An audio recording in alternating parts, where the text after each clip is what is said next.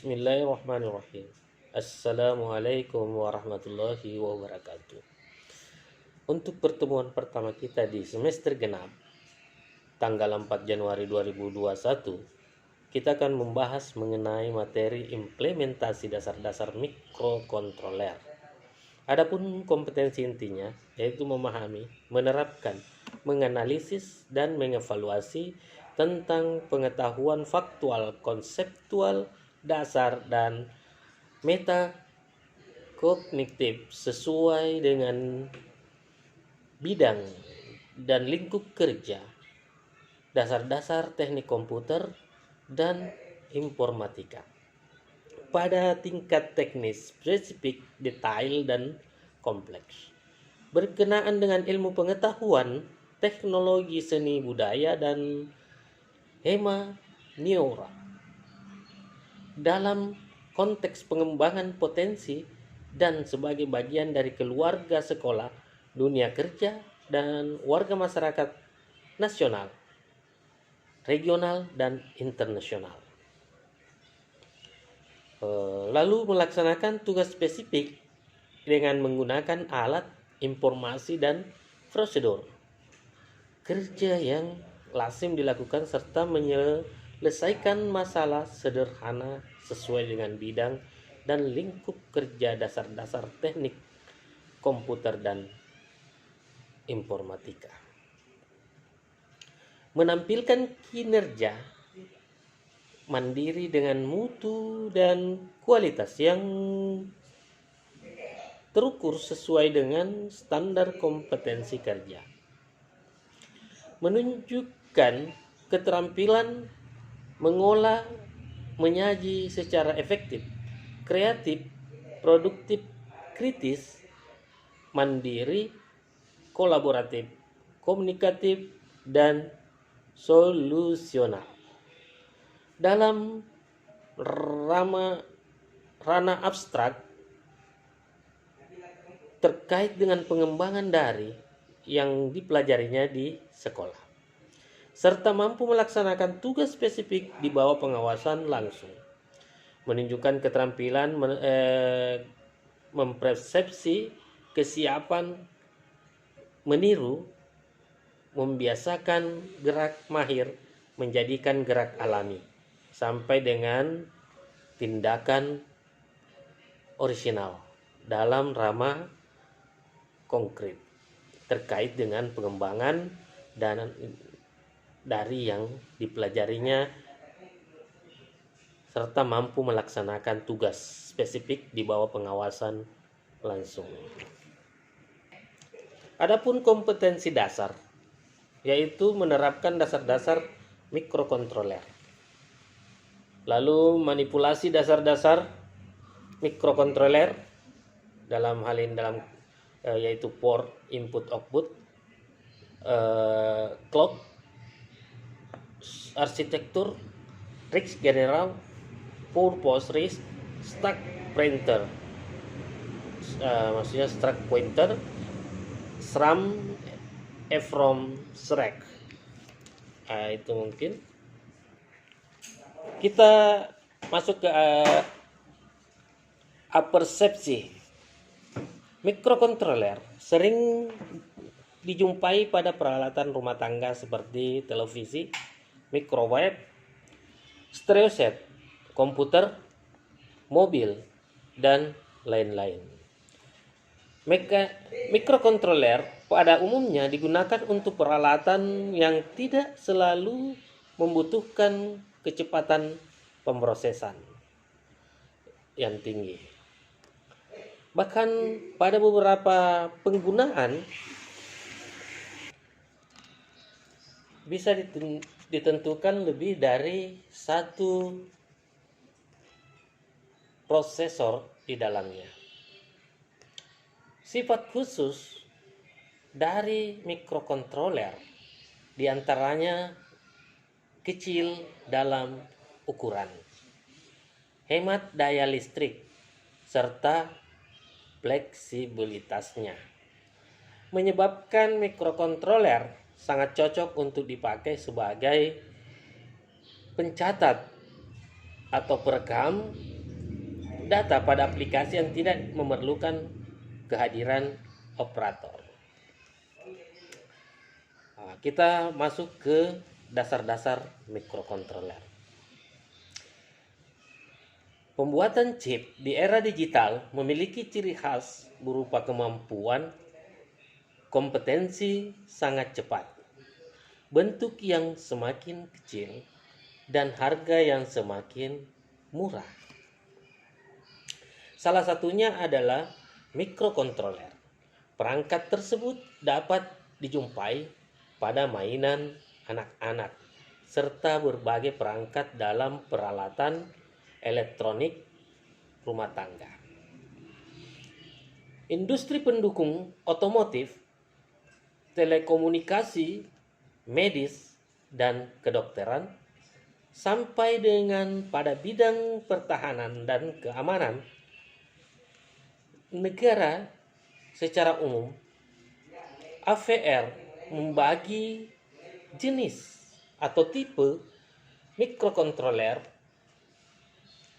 menjadi 4, yaitu keluarga AT90SXX, lalu keluarga keluarga AT Mega, kemudian keluarga Atini, dan keluarga AT86RFXXX. Faktor paling mudah dalam membedakan di antaranya masing-masing kelas adalah memori, peripheral, dan fungsinya. Yang pertama, perkembangan teknologi mikrokontroler. Kebutuhan pasar atau market need dan perkembangan teknologi baru menjadi alasan umum atau alasan utama tentang daya guna mikrokontroler. Kebutuhan yang tinggi terhadap smart chip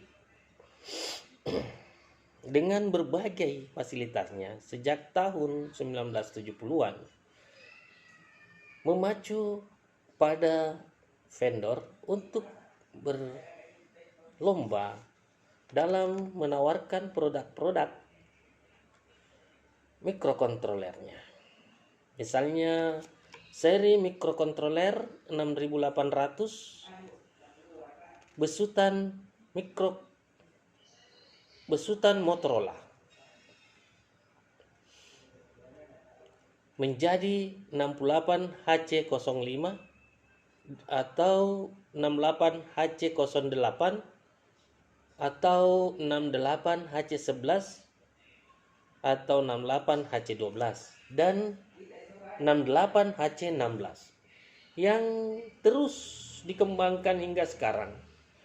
Silog juga mengeluarkan seri mikroprosesor set 80-nya dan terus dikembangkan hingga mencapai set 180 yang selanjutnya diadopsi oleh mikroprosesor Rabbit. Sementara itu, mikrokontroler Intel 8051 yang sangat populer di dunia diadopsi perusahaan Philips, Siemens, dan Atmel dalam produk mikrokontroler. Bahkan vendor selevel Atmel mengeluarkan beberapa seri atau tipe mikrokontroler. Sebenarnya telah bermunculan chip-chip pintar lain selain mikrokontroler dan mikroprosesor, seperti DSP, prosesor, dan application specific integrated circuit atau ASIC.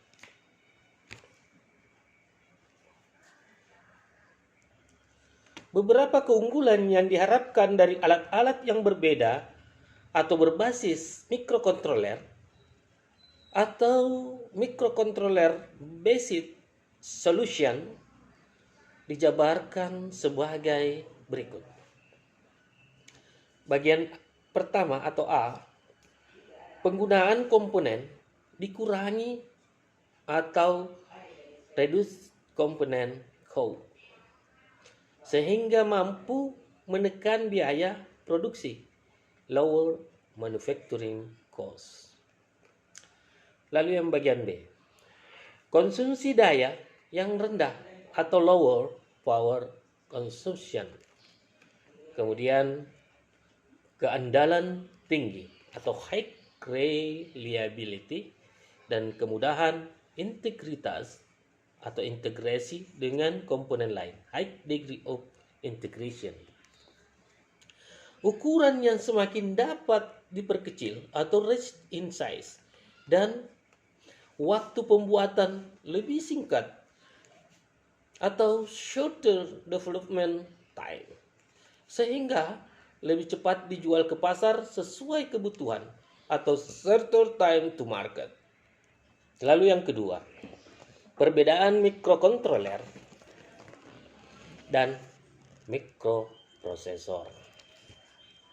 Beberapa perbedaan yang mencolok antara mikrokontroler dan mikroprosesor dapat dilihat dari dua faktor utama, yaitu arsitektur perangkat keras.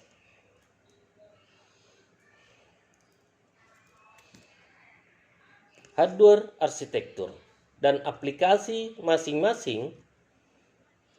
Namun, kedua rancangan tersebut secara mendasar memiliki penekanan dan tujuan yang berbeda.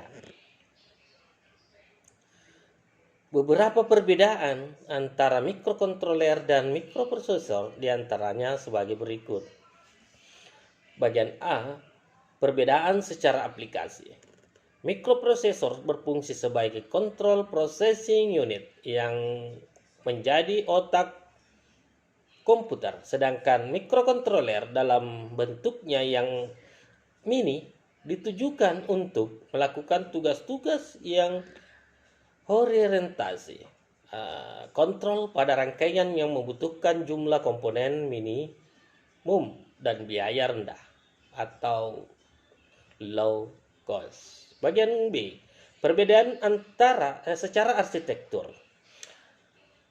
Single chip CPU hanya dijumpai pada mikroprosesor, sedangkan dalam IC mikrokontroler terdiri atas CPU dan device lain yang berfungsi sebagai single chip komputer. Secara umum, di dalam satu unit IC mikrokontroler terdapat converter analog ke digital, serial, dan paralel interface, timer, interrupt, controller, ROM, RAM, EEPROM, dan lain-lain. Mungkin untuk materi hari ini cukup sampai di sini saja. Insya Allah pada pertemuan yang akan datang kita akan membahas materi yang lain. Sebelumnya ya Bapak akan berikan tugas yang untuk minggu ini. Jadi tugas untuk anak-anakku sekalian yaitu menjelaskan keunggulan peralatan berbasis mikrokontroler. Jadi silakan anak-anakku menjelaskan keunggulan peralatan berbasis mikrokontroler. Minimal 5 menit dalam bentuk video. Kemudian video tersebut anak-anakku kirim ke channel masing-masing. Jadi Bapak harap tetap difungsikan channel pada semester ganjil, channel YouTube ya. Jadi setelah dikirim ke channel YouTube, silakan linknya dikirim ke komentar video ini. Jadi ingat, setelah dikirim ke channel anak-anakku, linknya dikirim ke komentar video ini. Ingat, waktu 1 minggu. Jadi waktunya sampai minggu depan. Jadi kita membahas materi lain pada hari Senin depan. Jadi batas waktunya hari Minggu pukul 20.00. Nah, jadi itu waktunya untuk menyelesaikan tugas ini. Ada 1 minggu waktunya. Oke, terima kasih. Assalamualaikum warahmatullahi wabarakatuh.